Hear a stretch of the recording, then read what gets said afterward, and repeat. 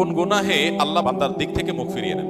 এই বিষয়ে প্রসিদ্ধ একটা হাদিস আছে, নবী সাল্লাল্লাহু আলাইহি ওয়াসাল্লাম বলেছেন, তিন ব্যক্তি এমন আছেন যাদের সাথে কিয়ামতের দিন আল্লাহ কথা বলবেন না, তাদেরকে আল্লাহ তাআলা পবিত্র করবেন না।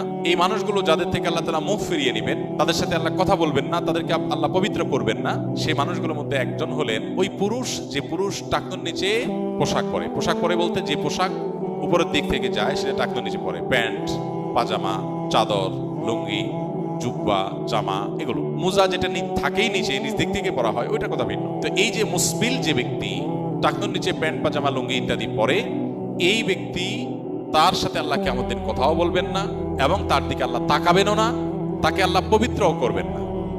এই তিনটা ভয়াবহতা এই ব্যক্তির জন্য আছে, যে ব্যক্তি টাকনুর নিচে প্যান্ট, পাজামা, লুঙ্গি পরে। আমাদের দেশে অনেকে আছেন মসজিদে নামাজ পড়তে আসলে তখন প্যান্ট ভাঁজ করে। অনেক মসজিদে মুয়াজ্জিনরা মাইকে বলেনও যে টাকনুর নিচে যাদের প্যান্ট আছে প্যান্টগুলো উঠায় নেন। 2 নম্বর হলেন ওই ব্যক্তি, যে ব্যক্তি কাউকে দান করে খোঁটা দেয়, অথবা যাকে দান করেছেন তাকে নানার কথা দিয়ে কষ্ট দেয়। দান করেছেন, আল্লাহর কাছে আশা করবেন এর বিনিময়।